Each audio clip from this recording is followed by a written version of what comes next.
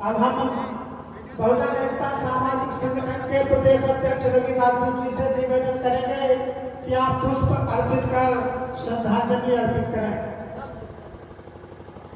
अब हम यहाँ के आयोजक राम कुमार कश्यप जी से भी निवेदन करेंगे कि आप पुष्प अर्पित कर श्रद्धांजलि अर्पित करें।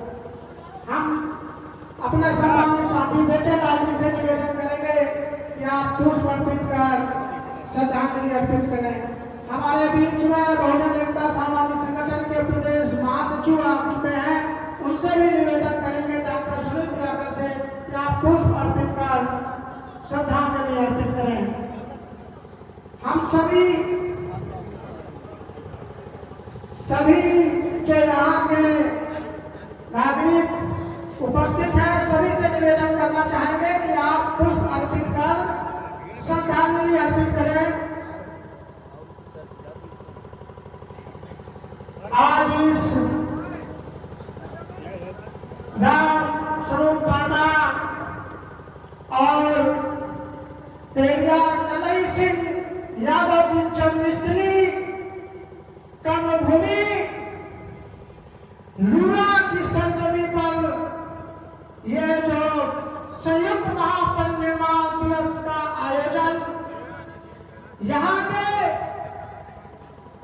कर्मठ जुझारू समाज सेवी साथी हमारे राम कुमार कश्यप जी,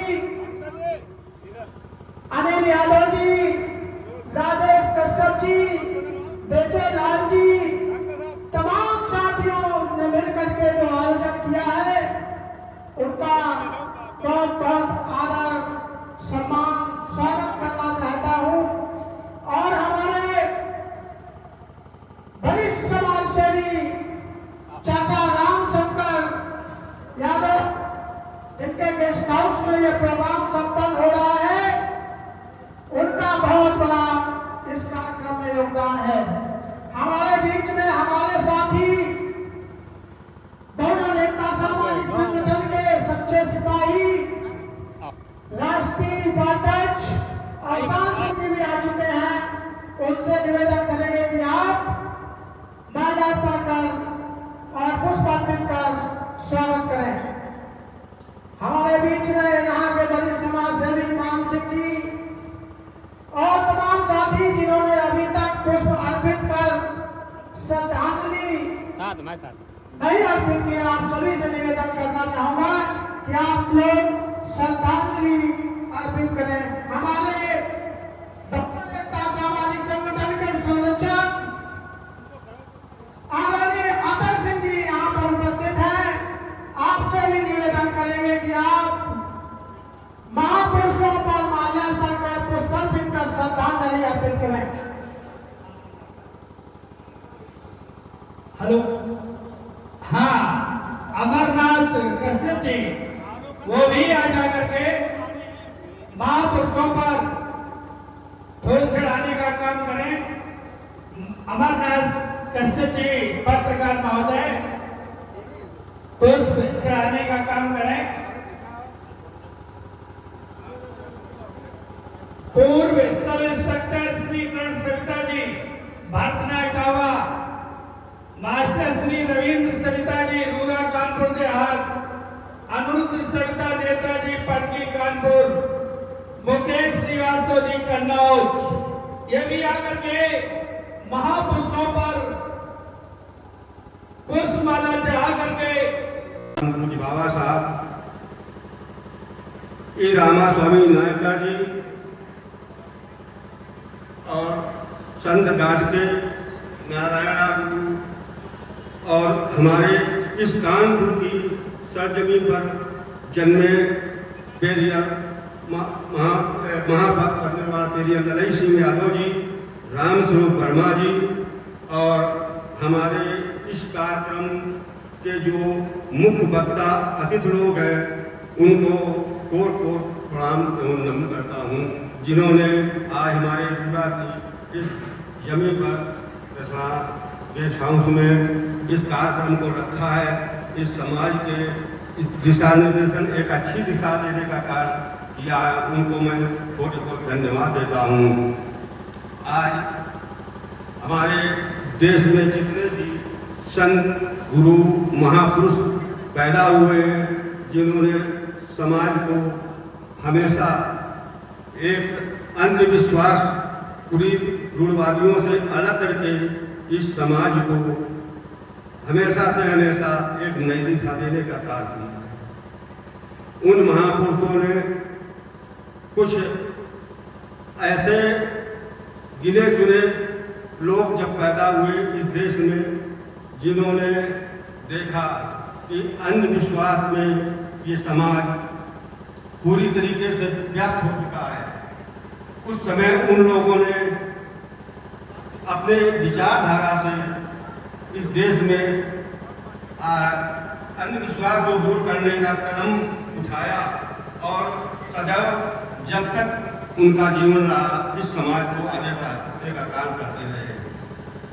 ऐसे महापुरुषों को कोट कोट नमन करता हूँ। आज हमारे इस कृष्णा गेस्ट हाउस में जितने भी लोग इस पंडाल में इस कार्यक्रम में उपस्थित हुए, उन सभी को मैं धन्यवाद देना चाहता हूँ, कोट कोट प्रणाम करता हूँ। आप लोग हमारे कार्यक्रम में आए, हमारे कार्यक्रम को बढ़ाया, मैं बहुत बहुत आपका आभारी हूँ। इसी प्रकार से हमारे देश में अंधविश्वास की जो जड़ें फैल गई हैं, जो आज देश में राजनीति हो रही है, इस देश को भ्रमित किया जा रहा है, धर्म का धंधा बनाया जा रहा है। धर्म का धंधा बना करके इस देश को उस तरफ लिए जा रहे हैं जो विनाश की ओर जा रहा है, विकास की ओर न जाकर के विनाश की ओर जा रहा है हमारा देश। क्यों? धर्म नहीं, ये धंधा है। अंधविश्वास पाखंड की इतनी बड़ी जड़ें गहराइयों तक फैल चुकी हैं कि जिनको हमें आपको उन जड़ों को काटना है। वो भी काटने के लिए हमारे बुद्धिजीवी लोग जो अपनी सोच विचारधारा को बदलेंगे, तभी हम लोग इस अंधविश्वास पाखंड आडंबर का विरोध कर पाएंगे। जैसे कि आज हो रहा है कि हम इस देश को हिंदू राष्ट्र बनाएंगे। अरे हिंदू राष्ट्र क्यों बनाओगे भाई? 33 करोड़ तो तुम्हारे पास देवता है और 40 करोड़ 50 करोड़ तुम हो, तो तुम्हारा हिंदू धर्म खतरे में कहां से होगा? आपका हिंदू धर्म, जब ये देश का राष्ट्रपति प्रधानमंत्री हिंदू था, राष्ट्रपति मुसलमान था, तब ये देश खतरे में नहीं था। आज खतरे में पड़ा ये देश। तो इस प्रकार से हम ज्यादा कुछ नहीं कहना चाहते, क्योंकि हमारे बीच में और बाहरी लोग आए, उनको मौका दिया जाए। इसी के साथ मैं अपनी वाणी को विराम देता हूँ। धन्यवाद। जो हम लोग जातियों में बटे हुए हैं, हम इन चीजों को भुला करके हमें अपने बाबा साहब दिए हुए संविधान के मार्ग पर चल करके जो भगवान बुद्ध ने मुझे दिया था, हम सब लोगों को ये जब तक हम लोग नहीं करेंगे, तब तक ये सामंतवादी ताकतें हम लोगों को जात में बांट करके हमेशा सत्ता पर काबिज रहेंगे। और वो सत्ता की चाबी है, वो शासन वो सत्ता की चाबी है जिससे सभी ताले खुलते हैं। जब तक हम शिक्षित नहीं होंगे, संगठित नहीं होंगे, समाज के साथ बैठेंगे नहीं, ऊंच नीच की भाव बनाए रखेंगे, तब तक ये सामंतवादी ताकत ऐसे ही हम लोगों को भटकाते रहेंगे। उस बाबा साहब को जिसको स्कूल में पढ़ने का कभी मौका नहीं मिलता था, आज उसी बाबा साहब के विचारों ने, बाबा साहब की कड़ी मेहनत ने आज संसद पे कब्जा कर रखा है। और सामंतवादी ताकत, उस नेता ने कहा था कि लोग अंबेडकर की रट लगा रखे हैं। सोचिए, जब वो बाबा साहब को नहीं छोड़ सकते तो हमारी आपकी क्या औकात है उनके आगे, जिन्होंने हमें सब कुछ दिया। ये समझने की जरूरत है दोस्तों, कम शब्दों में ज्यादा शब्दों की जरूरत है कि जो व्यक्ति ऐसे हमारे महान भारत संविधान निर्माता, भारत रत्न सम्मानित, जिनकी डिग्री आज तक उनके बराबर कोई नहीं ले पाया, ऐसे व्यक्ति के हमारे भगवान को गाली खुले सभा में दी जाती है और हम लोग चुप्पी बांध कर बैठे हुए हैं। क्या हमारे नेता वहां बहुजन के नहीं है? अगर बहुजन के नेता आज अगर चाहे तो सत्ता रही, कभी दिखेंगे भी नहीं दूर दूर तक। कुल मिलाकर हमारे कहने का मतलब है दोस्तों, चाहे हिंदू हो, चाहे मुसलमान, चाहे सिख हो, चाहे ईसाई, हम सब भाई हैं। ये केवल मुझे बांटने का काम चंद लोग करते हैं, जिनकी कोई संख्या ही नहीं है। क्यों नहीं है? क्योंकि हम लोग आपस में बटे हुए हैं। वो दिन कब आएगा दोस्तों, जब पालवी साहब खड़ा हो, इस बहुजन ऐसे एकता मंच में सविता भी खड़ा हो, और हमारे बगल के दोहरे जी भी खड़े हो, अन्य समाज के लोग जो खड़े हो, हम सब लोग एक दोहरे में बनेंगे। जैसे शुक्ला, तिवारी, द्विवेदी, ये सब एक हैं। ये एक दूसरे से रिश्ते कर रहे हैं और हम लोग भाग रहे हैं। जिनकी आज ये बुराई करते हैं, उनके यहाँ रोटी और बेटी की व्यवस्था करते हैं, वो संबंध कर लेते हैं। वो इतने बुद्धिजीवी हैं कि आपका बच्चा का IAS हो जाए, डॉक्टर हो जाए, तो आपकी बेटी हो या बेटा अपने साथ वो संबंध जोड़ लेते हैं। लेकिन हम और आप, सविता, पाल, यादव, दोरे, कोरी समाज जो भी आता है, हम लोग दूर भागते हैं। क्यों भागते हैं? उसका मात्र कारण यही है, उन्हें सिर्फ अर्थ चाहिए। अर्थ माने सत्ता चाहिए उनको, पैसे के दम पर केवल सत्ता उनको चाहिए। इसलिए दोस्तों हमारा एक ही कहना है कि हम लोग आपस में सभी भाई हैं। इस सामाजिक एकता संगठन का मतलब मात्र यही है जो मैं जानता हूँ। इसी शब्दों के साथ मैं अपनी वाणी को विराम देता हूँ। देश पर राज किया, देश को लूटा, लेकिन अंग्रेजों भारत छोड़ो का नारा लगा, कभी मुगलों भारत छोड़ो का नारा नहीं लगा। कभी आर्यों भारत छोड़ो का नारा नहीं लगा, क्योंकि ये भी तो विदेशी है। आज जो ये अल्पसंख्यक इस देश में बहुजनों के सर पर हिंदू का ताज पहना करके, हिंदू मुस्लिम करा करके, क्योंकि क्रांति और प्रतिक्रांति जब होती है तभी जाके दो भाग बनते हैं, तभी जाके इनको फायदा मिलता है। हिंदू और मुस्लिम करा करके आज इस देश में कई हजारों हजार साल से राज कर रहे साथियों। और इस देश का जो मूल निवासी समाज है आपस में बिखरा हुआ है। कभी ये मुसलमानों को पाकिस्तान भेजते हैं, कभी ये सिखों के प्रति अपना दुर्व्यवहार व्यक्त करते हैं। एक बहुजन मूल निवासी जो इस देश का कोरी, चमार, पासी, धोबी, धानुक, बंकी, ये सब है, इनके खिलाफ तो हमेशा हिंदू बना के इनको तो बिल्कुल इनको ऐसा शारीरिक गुलाम नहीं, एक होता है शारीरिक गुलाम और एक होता है मानसिक गुलाम। साथियों, जिनको मानसिक गुलाम बना लिया है इन लोगों ने, उनको इन्होंने अपनी सेना बना रखी है। लेकिन जो इनके मानसिक गुलाम नहीं है, उनको शारीरिक गुलाम बनाने के लिए मानसिक गुलामों की फौज उतारते हैं। साथियों, मानसिक गुलामों की फौज कौन है? इस देश का SC, ST, OBC।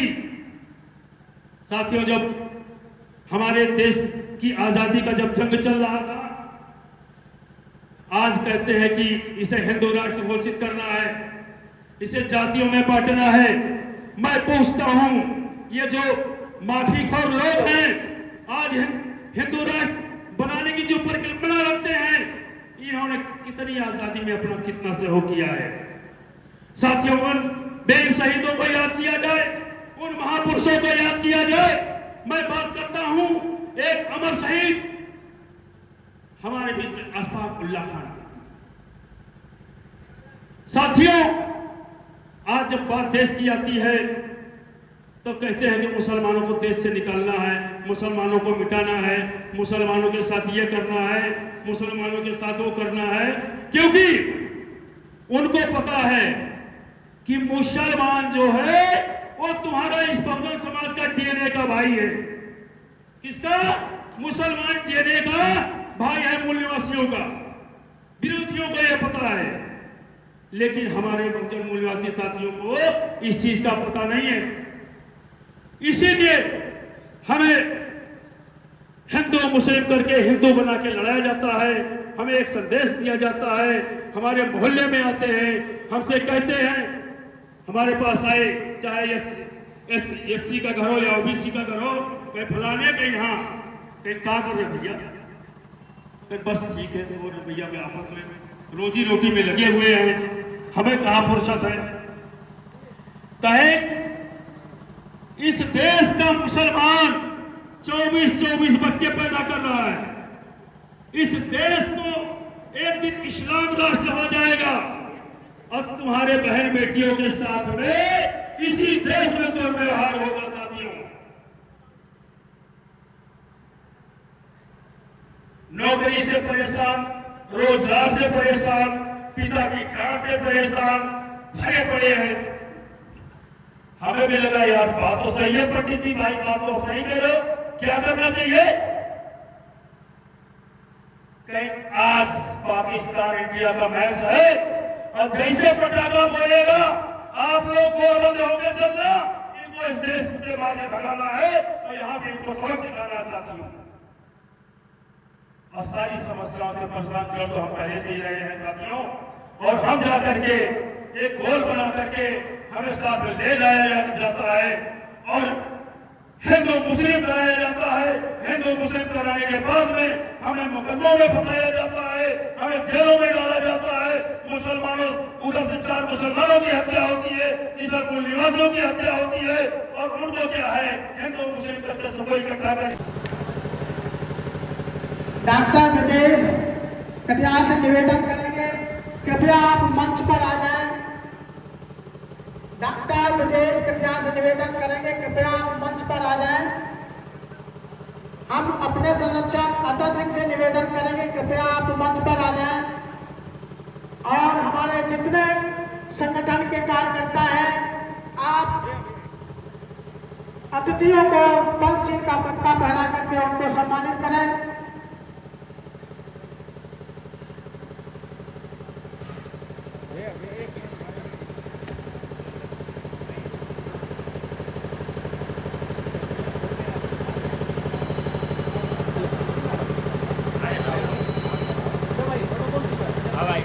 हमारे बीच में बहुजन एकता सामाजिक संगठन के संरक्षक डॉक्टर एस के चौधरी सीएमओ आ चुके हैं। मैं उनसे निवेदन करूंगा कि वो आगे आकर के महापुरुषों पर पुष्प अर्पित कर श्रद्धांजलि अर्पित करें।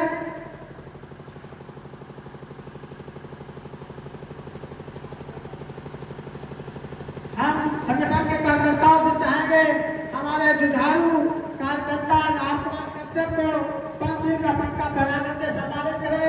हमारे यहाँ के मुख्य आयोजक अनिल यादव जी बैठे हैं, उनको पट्टा पहना करके सम्मानित करें। हम राजेश कश्यप जी से भी निवेदन करेंगे कि वो भी मंच के पास आकर के आप इनको भी पंचशील का पट्टा पहना करके सम्मानित करें।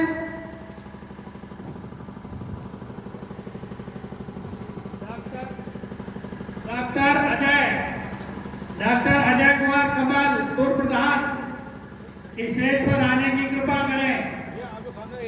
डॉक्टर अजय कुमार कमल पूर्व प्रधान कुटहरा। डॉक्टर साहब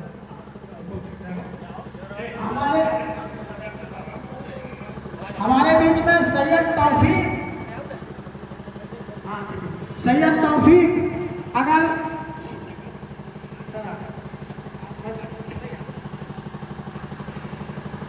साजिश सर को आप मुकेश सत्ता से निवेदन करेंगे, साजिश सर को पंचशील का पट्टा पहना करके सम्मानित करें। डॉक्टर एस के चौधरी से निवेदन करेंगे, कृपया आप अपना मंच पर स्थान लें।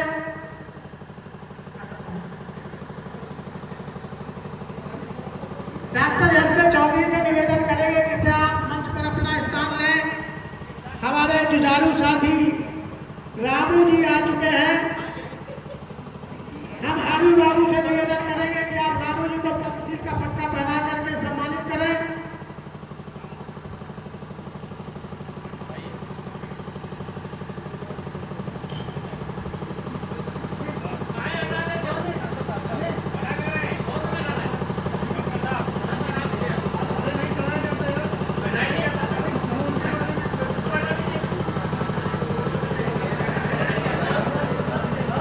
हेलो सर्वेश प्रधान जी, उर्फ मैनेजर साहब इंटर कॉलेज सिमरामऊ आए, स्टेज पर पहुंचे और बलराम सिंह जी इनका सम्मान प्रधान जी। ठीक है, पहुंच गए। पप्पू कश्यप भरगवा निवासी मास्टर, आप स्टेज पर आने की कृपा करें। सम्मान के लिए भाई आ जाए। पप्पू कश्यप मास्टर, आप प्राइमरी टीचर। राम रतनपुर प्रधान कदमपुर, राम रतनपुर प्रधान कदमपुर, कृपया स्टेज पर आए, उनका भी सम्मान होना है। मान सिंह मास्टर, आप मान सिंह मास्टर, आप जिग्नेश आ जाए, उनका भी सम्मान होना है। अशोक यादव जी, प्रबंधक inter college Motherland academy, stage पर पहुंचे, सम्मान उनका भी होना है। आ जाओ आ जाओ।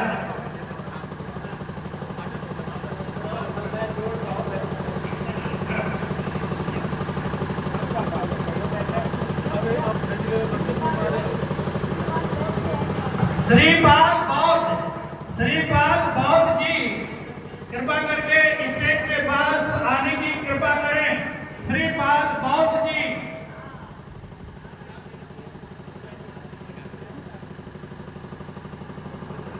पप्पू सविता जी, कृपया करके स्टेज पर आने की कृपा करें। पप्पू सविता जी, समाज सेवी।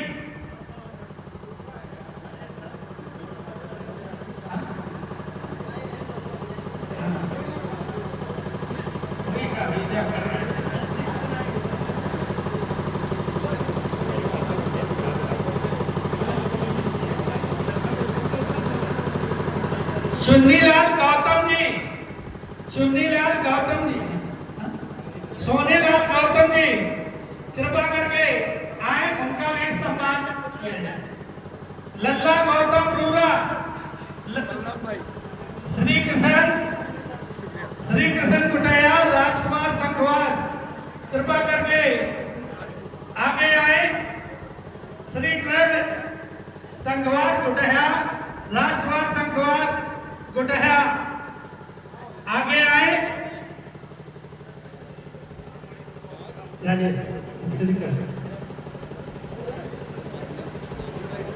राकेश कुटैया,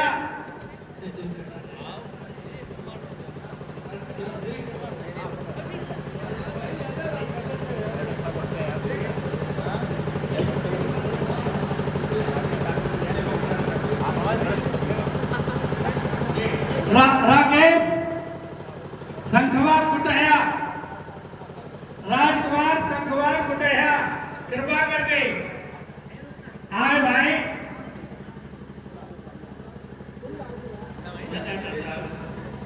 इनका भी सम्मान होना है।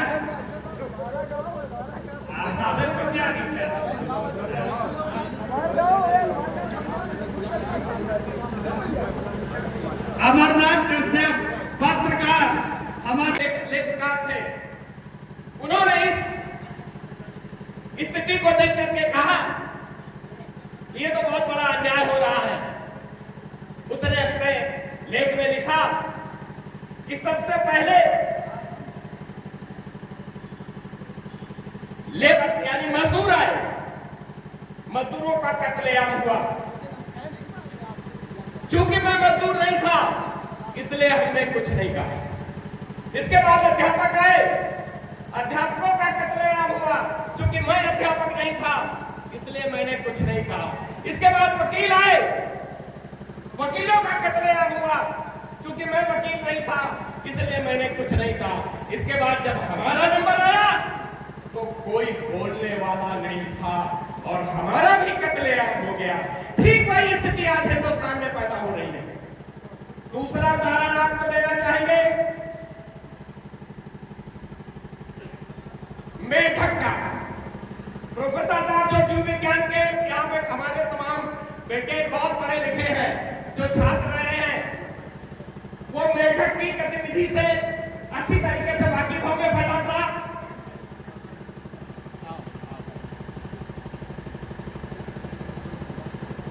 मेढक हमेशा अगर ये उसको खोलते हुए गर्म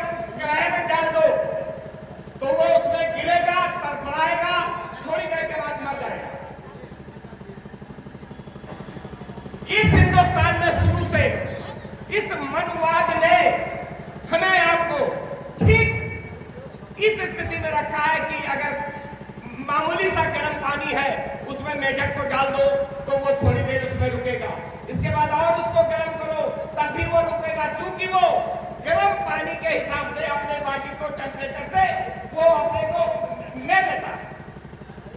लेकिन जब वही पानी खौलने लगेगा तो वो मेढक उसमें तड़फड़ाएगा, उसी में मर जाएगा।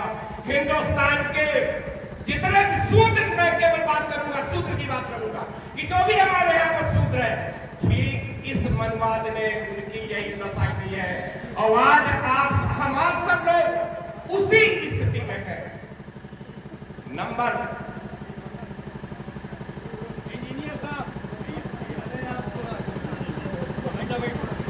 2,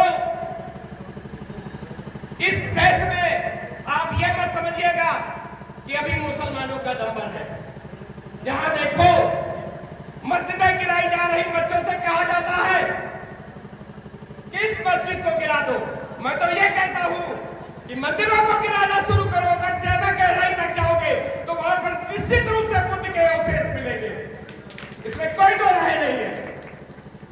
तीसरी बात आपसे करेंगे कि यहाँ पर जितने भी लोग हो, एक हमारा निवेदन है, क्योंकि हमने लड़ाई सीख सके, हमने रोटी वही और वह प्रेस में वही बनावट हम लोग वही खाते थे। हम उनके दुधारू संवादों से, विचारधारा से हम अच्छी तरीके से, इन लोगों ने क्रांतिकारी रास्ते को अपनाया और अंग्रेज सत्ता को चुनौती देने के लिए 9 अगस्त 1925 को काकोरी में ट्रेन में जो संपदा थी अंग्रेजों की, खजाना था, उसको लूट लिया। अंग्रेज सत्ता भयभीत हो गई कि इतना दुस्साहस जिसका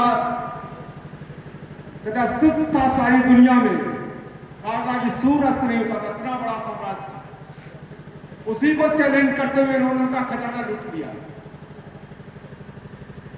इसके बाद जिस तरह से उन्होंने गिरफ्तारी की और 19 दिसंबर 1927 को फैजाबाद की जेल में अशफाकुल्लाह को साबित हुई, उनको सही फांसी दे दी गई।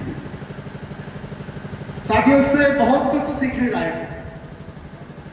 जैसे एक बात है, आज बात में बहुत बात होती हिंदू मुस्लिम, क्या अशफाकुल्लाह, राजेंद्र लाहिड़ी, चंद्रशेखर आजाद यही सोचते थे तो एक साथ काम कैसे करते?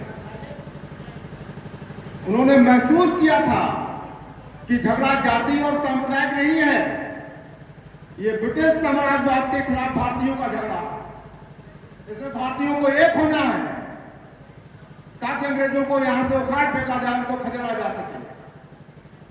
इस सद्भाव की सीख आज हमारी जरूरत है। और आजादी के बाद हम जब आजाद हुए, आज भी हमारे सामने कुछ समस्याएं हैं। वो समस्याएं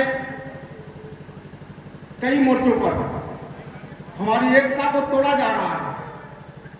हम तो सभी मेहनतकश किसान मजदूर तो एक ही हैं, नौकरी पेशा छोटा धंधा करने वाले एक ही तरह के लोग हैं, रात दिन काम करते हैं, लेकिन मिलता क्या है? ना खाने को पेट भर रोटी, ना बच्चों को पढ़ाने के लिए शिक्षा, ना ही बीमार होने पर इलाज। नौकरियां हमारे सामने से गायब हैं। छोटा मोटा व्यापार करना चाहे, मेरे सामने कुछ नहीं है। आज लड़ाई इसी के खिलाफ होनी चाहिए, एकताबद्ध। ये सीख अगर हम अशफाकुल्लाह से ले सके तो निश्चित है हम कुछ आगे बढ़ सकते हैं। और साथियों, बहुत से हमारे महापुरुष हुए हैं जिन्होंने समय समय पर समाज सुधार के लिए बहुत काम किए हैं, लेकिन आज भी समाज सुधार 1875 में पैदा हुआ। और बात की जाए अशफाकुल्लाह खां की तो आप 22 अक्टूबर 1900 में पैदा होते। अब जिक्र आ रहा है कुर्बानी का, परिनिर्वाण का। किस समझना परिनिर्वाण किसको कहते हैं, महापरिनिर्वाण किसको कहते हैं, ये सुनने का मत है। परिनिर्वाण हो रहा है सरदार वल्लभ भाई पटेल का, लेकिन कुर्बानी शहादत किसकी हो रही है? अशफाकुल्लाह खां देश की आजादी के लिए 27 साल की उम्र में अपनी जान को बाजी में लगा दिया। कुल 27 साल जिंदगी जी सके अशफाकुल्लाह खां। ये बात आपको समझाने के लिए बताया जा रहा है। इधर सरदार वल्लभ भाई पटेल 75 साल जिंदगी में रहे। इस समझने के लिए बता रहा हूं फिरोजाबाद में सरदार वल्लभ भाई पटेल राष्ट्र की एकता के लिए जाने जाते हैं, लेकिन देश की आजादी के लिए अशफाकुल्लाह खां को जाना जाता है। ये बात क्यों बताई जा रही, समझने की बात है। हुकूमत करने वाले लोग कोई और होते हैं और हुकूमत दिलाने वाले लोग कोई और होते। ये बात जिनको हुकूमत करनी है, ये कमेंट्स नहीं है, नो डाउट ये कमेंट्स नहीं है, समझाने के लिए बोला। वो 75 साल जिंदा रहते हैं और जो आजादी की नजर रखते हैं उनकी जिंदगी कितनी होती है? 27 साल जिंदा रहते हैं। ये बात क्यों बता रहा हूं, आपको जोड़ कर बता रहा हूं। बाबा साहब अम्बेडकर क्या कहते हैं, मैं उधर नहीं जाऊंगा, घटना बताओ। बाबा साहब अम्बेडकर कहते हैं कि 2 तरह के जानवर दुनिया में पाए जाते हैं। तो समाज को पूछा वो कैसे? बोले एक तो 25 साल जिंदा रहता है और दूसरा 1000 साल। समाज के लोगों का बाबा साहब अम्बेडकर वो कैसे? 25 साल की जिंदगी शेर जीता है जो अपने पंजे से शिकार करता है, हुकूमत करता है, जंगल का राजा होता है। बोले बाबा साहब दूसरा कौन है 1000 साल जिंदगी का? तो कहा कछुआ। वो कैसे? उसको उंगली दिखाओ, वो गर्दन बंद करके सो जाता है, फिर उसको बेचारे के जूते मारो, लात मारो, थूको, लेकिन वो गर्दन बाहर नहीं निकालता। बाबा साहब अम्बेडकर समाज के लोगों ने पूछा इसका क्या मतलब है? लेकिन आपको अगर देश में रहना है तो जिंदगी पसंद करनी होगी। अगर राजा बनने है तो 25 साल की जिंदगी है, अगर लाश खानी है तो 1000 साल की जिंदगी आपके लिए। समझ लीजिए, ये हुकूमत का मामला है। हुकूमत करने वाले लोग ज्यादा जिंदा रहना चाहते हैं और देश की आजादी के लिए लोग 1000 साल नरगिस अपनी बेनूरी पर रोती है, तब जाकर बड़ी मुश्किल से चमन में पैदा होता है कोई दीदावर। तो ऐसी अजीब शख्सियत जिसने हमारे भारत को संविधान दिया और संविधान के अंदर हम जैसे लोगों को, अल्पसंख्यकों को सर उठाकर जीने का मौका दिया, हमें अधिकार दिए, यह हमारे लिए बहुत बड़ी बात है। वरना आज की जो गलत सोच के लोग हैं, जो हमको दूसरे दर्जे का नागरिक समझते हैं, हमको पाकिस्तान भेजने की धमकियां देते हैं, लेकिन संविधान के जरिए से हम डट कर यहाँ पर रहते हैं, कहते हैं इसी जमीन में पैदा हुए हैं और इसी मिट्टी के अंदर दफन होकर दुनिया से जाएंगे। तो जितना हम इस मुल्क से मोहब्बत करते हैं ये किसी से बताने की जरूरत नहीं है। हम हमेशा से वफादार रहे हैं और इंशाअल्लाह अपनी मौत तक के वफादार रहेंगे, क्योंकि हमें अपने मुल्क से मोहब्बत है, अपनी जमीन से मोहब्बत है। हाँ, बाबा साहब ने एक बात कही थी कि मजलूम बनकर मत जियो, जुल्म करने वालों का साथ मत दो। अगर तुम मजलूम हो और तुम अगर यहाँ पर मजलूम रहकर जिंदगी गुजारोगे तो सबसे बड़े जालिम तुम बन जाओगे, क्योंकि जालिमों का डट के मुकाबला करो। अपनी दीवारों के ऊपर लिख दो कि आने वाले एक दिन में हुकूमत हमारी होगी और इन जालिमों को उठाकर पटकेंगे और इस यहाँ पर हुकूमत हम करेंगे। बाबा साहब ने इस बात को आपको ध्यान देकर भेजा था। लेकिन आज हम जिस तरह से गुलामी की जंजीरें पहने हुए हैं, जुल्म पर जुल्म हमारे ऊपर हो रहे हैं, लेकिन हम आंखें नहीं खोल रहे हैं। थोड़े से मफाद के लिए, थोड़े से फायदे के लिए हम अपनी आंखों को बंद किए हुए हैं, अपनी आवाज को नहीं उठाते हैं। छोटी सी बात एक मिसाल करते जिस तरह से हिंदुस्तान में जुल्म होता है, किसी के मुंह पर पेशाब किया जाता है, कई बार यूनिवर्सिटी के अंदर किसी प्रोफेसर की पिटाई की जाती है क्योंकि वो दलित प्रोफेसर है। इस तरह से जो हमारे साथ चल रहा है और हम कुछ दिन उनके लिए रोते गाते उसके बाद चुप होकर बैठ जाते हैं। मिसाल बिल्कुल इसकी ऐसी है जैसे एक मुर्गे बेचने वाला, आपने देखा होगा उसके पास एक धावली होती है, उस धावली के ऊपर जाल लगा होता है और जब कोई कस्टमर मुर्गा खरीदने आता है तो वो कहता दे रहा हूं, और वो ढीला करता है उस जाल को, उसमें से एक मुर्गी को निकालता है, सारी मुर्गियां काव काव काव काव काव करने लगती हैं, लेकिन जब वो मुर्गी निकल जाती है और वो हलाल हो जाती है, सारी मुर्गियां आराम से बच जाती है कि चलो हम तो बच गए, वो गया तो गया। इसलिए मेरे दोस्तों, एक साथ मिलकर आवाज उठानी पड़ेगी। हम 80% होते हुए भी आज हम मजलूम बने हुए हैं, वो 15% होते हुए आज हम पर पूरी तरह से प्रताड़ना कर रहे हैं, हम पर जुल्म कर रहे हैं, लेकिन हम बुज़दिल हैं जो उनके जुल्म को बर्दाश्त कर रहे हैं। इसलिए आपसे आह्वान करता हूं, खड़े होइए, अपने विचारों को, बाबा साहब के विचारों को सामने रखिए और दृढ़ संकल्प कीजिए कि अब ऐसा नहीं जुल्म बर्दाश्त नहीं करूंगा, और अब हम सब मिलकर एक लड़ाई लड़ेंगे, क्योंकि जब जरूरत पड़ती तो हमको हिंदू कहा जाता है, और जब परेशानी आती तो हमको दलित करके हमारी पिटाई की जाती है, अल्पसंख्यक कहा जाता है। इसलिए अब यहाँ पर जब हम आए हैं, हमारे इसके आने का एक मकसद है कि हम सब अपने अंदर के जोश को जिंदा करें, हम सब मिलकर उस विचारधारा में जाएं जिसको बाबा साहब अम्बेडकर हमारे पास लेके आए थे, जो उन्होंने सम्मान दिया, संविधान दिया था हमको, हम सब मिलकर संविधान को पूरा करें। बहुत बहुत शुक्रिया, धन्यवाद। निकल गया। साथियों, अगर हमारे स्वतंत्रता आंदोलन का इतिहास उठाकर देखो तो उसमें ज्यादातर लोगों की हत्याएं हुई हैं। किसी को फांसी के द्वारा दिया गया, किसी को साजिशन के द्वारा मारा गया, किसी को किसी के द्वारा मारा गया। साथियों, ये परिनिर्वाण दिवस नहीं है, ये हमारी शहादत दिवस यानी हत्या हुई है। अब हत्या किस लिए हुई की गई? क्योंकि हमारे जो क्रांतिकारी महापुरुष हुआ करते थे, वो सदैव अपनी व्यवस्था को बचाने के लिए वो लड़ाई लड़ते थे। व्यवस्था कैसी थी, मैं थोड़ा पीछे लेके जाना चाहता हूं कि करीब 3000 ईसा पूर्व से और 5 लाख वर्ष ईसा पूर्व तक की आपकी व्यवस्था के बारे में चर्चा करता हूं। ऐसे लोग, हमारे लोगों ने इस देश की व्यवस्था को एक एक समय, एक एक कर, एक एक वक्त का गुजार करके हमारे देश की व्यवस्था को मजबूत किया, और उन्होंने 3 चीजों का आविष्कार किया, कृषि, आग और पहिए।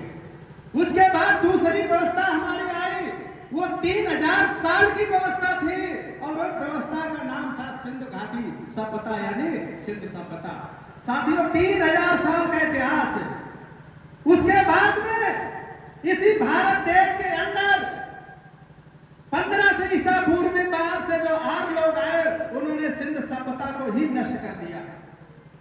राजा महाराजाओं को कत्लेआम किया गया, जमीन जायदाद को नष्ट किया गया, इस देश की जो विश्व की मानी हुई सभ्यता थी उसको नष्ट किया गया। साथियों, हमारा 3000 साल का हमेशा का इतिहास अपना दिया गया। उसके बाद 1500 से 500 साल तक इस देश में, जिसे वैदिक व्यवस्था कहा जाता है, उन्होंने 1000 साल तक इस देश में वैदिक के सारे हमारे लोगों को गुलाम बनाया। 1000 साल की जिल्लत जीते जीते तब तथागत महात्मा गौतम बुद्ध इस धरती पर आए, और उन्होंने 1000 साल की व्यवस्था को दफनाया, और 184 तक यानी जिस दिन मनु ने अपनी व्यवस्था लागू की, यानी 563 से 184 तक लगभग 400 साल तक हमारा फिर एक बार देश में शासन हुआ। 400 साल तक इस देश में फिर शासन हुआ। इसके बाद मनु ने इस देश में 184 से लेकर के 1956 तक लगभग 2200 साल तक उसने देश में राज्य किया। फिर हमारे SC, ST, OBC, मुस्लिम, सिख, ईसाई, जैन, बौद्ध को फिर गुलाम बनाया।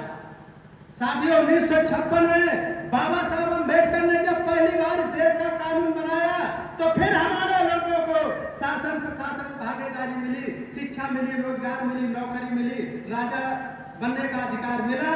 साथियों, बाबा साहब अम्बेडकर चले गए, मात्र आज 70 साल में जो भी हमारे यहाँ अधिकार मिले थे, वो भी हमारे हाथ से चले गए। वो इसलिए चले गए क्योंकि हमारे महापुरुषों ने आंदोलन चलाया, और महापुरुषों की जो नालायक औलादें निकली, वे केवल अपना घर बंगला गाड़ी के चक्कर में पड़े रहे, लेकिन महापुरुषों के आंदोलन को उन्होंने नहीं चलाया। जो समाज मरे हुए जानवर का मांस खाता था, उस समाज में मैंने मान, सम्मान, स्वाभिमान पैदा कर दिया। ये मेरे जीवन आंदोलन की पहली सफलता है। दूसरा उन्होंने बताया कि जिस समाज को स्कूल में पढ़ने के लिए मनाही थी, उस समाज में मैंने कलेक्टर, इंजीनियर, डॉक्टर, वकील पैदा कर दिए। ये मेरे जीवन की दूसरी सफलता है। तीसरी उन्होंने बताई कि जिस समाज को नौकर रखने के लिए मनाही थी, नौकर नहीं रखा जाता था, उस समाज में सांसद, विधायक, मुख्यमंत्री आज मैंने पैदा कर दिए। ये मेरे जीवन की तीसरी सफलता है। चौथी उन्होंने बताई कि जिस समाज को रास्ते सड़क पर चलने के लिए मनाही थी, जिस समाज के गले में भंडी टंगी थी, कमर में झाड़ू लगा हुआ था, उस समाज में आज गले में टाई बंधी हुई है और कमर में रिवॉल्वर टंगा हुआ है। ये मेरे जीवन की चौथी सफलता है। परंतु इतना दुनिया का विद्वान जो आज DSC की डिग्री है, भारत के किसी भी जात के किसी भी आदमी ने जो DSC की डिग्री है, आज किसी भी जात के आदमी ने वो डिग्री आज तक नहीं कर पाई है। दोनों के दो व्यक्तियों ने केवल दोनों दूसरे KR नारायणन और पहले बाबा साहब और दूसरे नंबर पर KR नारायणन 8 साल का कोर्स है। परंतु कमियां खामियां बता रहे हैं। परंतु मैं एक कार्य नहीं कर सका कि जिन ब्राह्मणों ने हमारे मूल निवासी समाज को 6,743 जातियों में विभाजित कर दिया, उस 6,743 जातियों को जोड़ करके मैं एक संगठन का निर्माण नहीं कर सका। यही मेरे जीवन की असफलता है। तो है वो गुलाम हो गए, और अगर प्रथा गुलाम बना रहता तो वो गुलाम नहीं बनता, आपकी बात करता। अब वो किसकी बात करता है? पार्टी के अध्यक्ष की, पार्टी की बात, पार्टी के उसकी बात। तो अब यहाँ से क्या करना है? हे बहुजनों, हाथ जोड़कर विनती करता हूँ, अब लग जाओ भारतीय बहुजनों, एक हो जाओ। तुम अब भी पृथक चुनाव ला सकते हो देश के अंदर।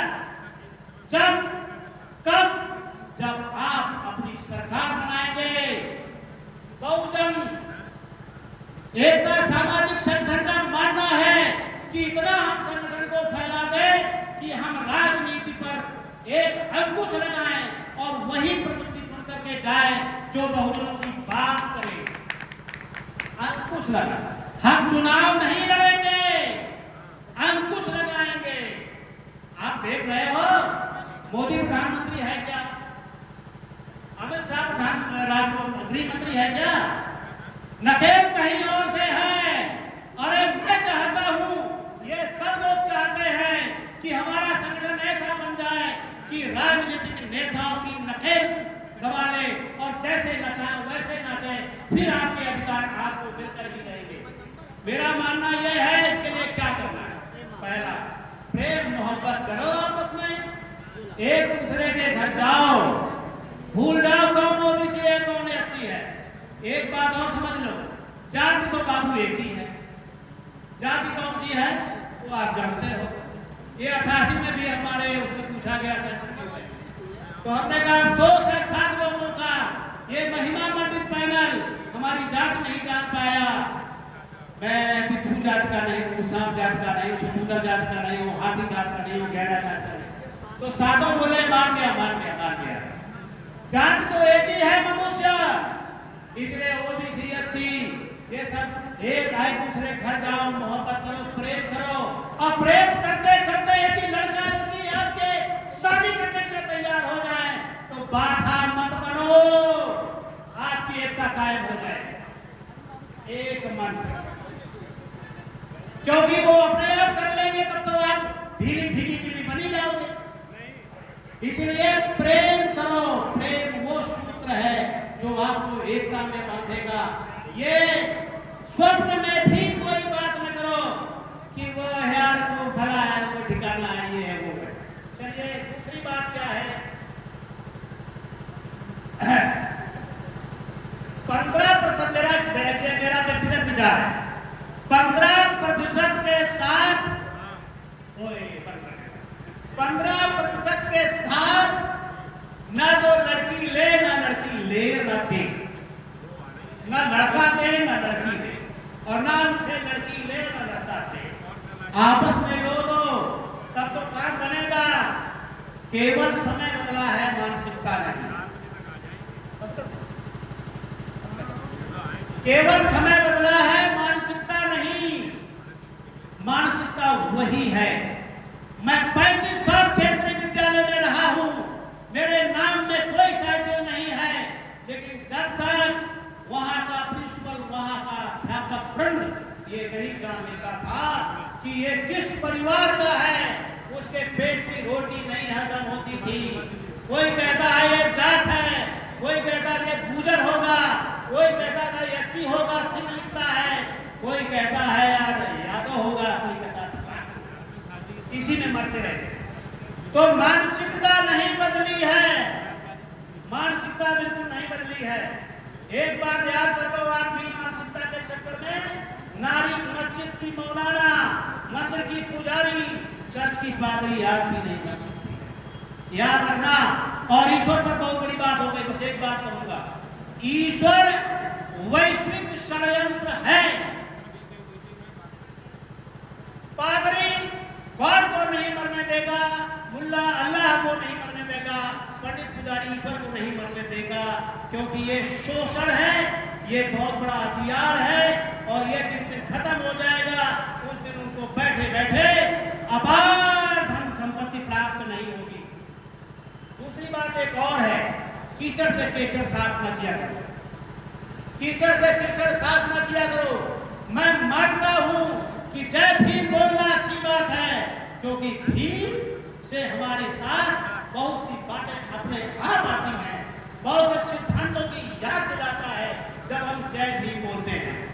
बहुत सारे ऐसे हैं जो महापुरुष है ही नहीं, ऐतिहासिक अस्तित्व है ही नहीं, उनकी भी जय बोली जाती है, इसलिए वो कीचड़ है, बना रहने देंगे, लेकिन हम अपने महापुरुषों को कीचड़ नहीं बना सकते। एक बात और है, सरस्वती और लक्ष्मी पर भी एक बात बोलो। ये सरस्वती और लक्ष्मी क्या है? ये भी षड्यंत्र है। तुम्हें हम पढ़ने नहीं देंगे, पढ़ने का अवसर नहीं देंगे, और जब हम आएंगे और आपसे पूछेंगे और कहेंगे कि तुम्हारे ऊपर सरस्वती की कृपा नहीं है, तुमको हम धन में भागीदारी नहीं देंगे, धन पैदा नहीं करने देंगे, धन तुमसे छीन लेंगे और ये कहेंगे कि तुम्हारे ऊपर लक्ष्मी की कृपा नहीं है। ये बहुत सारी बातें हैं, समय की पुकार है। आप निंदा कम करें, अपने काम की बात ज्यादा करें। और एक बात ये है, बस ये लास्ट पॉइंट मैं बंद करता हूँ और नए वर्ष की शुभकामनाएं देकर चलूंगा। बात ये है कि विवाह पद्धति या कोई भी कार्य करते पुरोहित को शून्य कर दो, चाहे वो पुरोहित के रूप में बनते ही क्यों ना। विवाह में अगर पुरोहित की जरूरत आपको पड़ती है तो आप समझिए कि आप आज भी मानसिक और सांस्कृतिक गुलाम हैं। और ये बात और समझ लीजिए, चले गए? अच्छा तो ठीक है, तो जो जानो वो मानो। जनवरी से फरवरी जानते हो ना, तो वो मानते नहीं हो। और अभी क्या कहते हैं, पूस है, विवाह शादी की बात नहीं होती। मर जाओ सांस्कृतिक गुलामों, जिंदा रहो अंबेडकर के विचारधारा वालों, ईवी रामास्वामी के विचारधारा वालों, पटेल विचारधारा वालों, जीते रहो जीते रहो। जब हम और आप यहाँ पर मिल रहे हैं तो इसका एक ही अर्थ हो सकता है कि हम मिल करके कैसे काम करें। ये हो सकता है कि विभिन्न विचारधाराएं भी हों, विभिन्न मत हो, उसको आप ऐसे समझें। सभी लोग जानते होंगे कि एक और एक जब मिल करके शून्य होता है तो आपके प्रत्यक्ष में उसे अध्यात्म बोला जाता है। एक और एक मिल करके जब एक होता है उसे प्रेम बोला जाता है। एक और एक मिल करके जब दो होता है तो उसे गणित बोला जाता है। और एक मिल करके जब 11 होता है तो उसे संगठन बोला जाता है। संगठन में सबसे बड़ी ताकत है, तो हम लोगों को संगठित होकर के कैसे काम करना है उस पर विचार करने की जरूरत है। संगठन क्यों जरूरी है, मिलकर के बात करना क्यों जरूरी है, उनको एक एग्जाम्पल से देकर के अपनी बात आगे बढ़ाऊं। सपोज दैट एक हॉस्टल में 100 छात्र से, उन 100 छात्रों में से 20 छात्रों को खिचड़ी खाना पसंद था, तो वो रोज हॉस्टल के इंचार्ज से मिलकर के बात करते थे मेस के, तो रोज खिचड़ी बनती थी। क्योंकि उनको खिचड़ी पसंद थी इसलिए उनका ठीक था, लेकिन 80 लोगों को खिचड़ी पसंद नहीं थी। खाते खाते जब खिचड़ी से उब गए तो एक दिन उन्होंने अपनी आवाज उठाई और जब मेस इंचार्ज को कहा कि भाई ये खिचड़ी रोज क्यों बनती है, बोले भाई आपका जैसा सुझाव आता है कि ये डिनर बनना चाहिए वही डिनर बनती है। बोले हम 80 लोग खड़े हैं और इनमें से किसी को खिचड़ी पसंद नहीं, तो आप ये बताइए कि डेली खिचड़ी क्यों पकाते हैं। बोले अच्छा ठीक है, अगर आप नहीं चाहते तो ऐसा करते हैं, कल से आप जो खाना पसंद चाहते हैं उसकी आप पर्ची लिख करके बॉक्स में डालिए और जो बॉक्स में जिसकी संख्या ज्यादा होगी उसे हम बनाने का काम करेंगे। वो 20 लोग एक साथ थे, एक मत थे, संगठित थे और हम 80% लोग संगठित नहीं थे। और जब उनमें से 2, 4, 5 ने और काम किया, जो आपको अधिकतर देखने को मिला होगा कि भाई अब आपकी पसंद का खाना खाने का समय आया है, आप अपने मन की पर्ची डाल सकते हो, तो क्यों ना आप अपने मन की पर्ची डालो। तो किसी ने डाला सब्जी रोटी खाएंगे, किसी ने डाला दाल चावल खाएंगे, किसी ने डाला कढ़ी चावल खाएंगे, किसी ने डाला डोसा खाएंगे। ये 80 लोगों ने कम से कम 16-17 प्रकार की डिशों की पर्चियां डाली। आज उन्हें अगर पेश आ जाए तो 16 पंचे 80, किसी ने 4 डाली होगी, किसी ने 5 डाली होगी। पर्चियों की काउंटिंग हुई और पर्चियों की जब काउंटिंग हुई तो खिचड़ी की 20 पर्चियां निकली और खिचड़ी के अलावा किसी भी डिश की 10वीं पर्चियां नहीं निकली।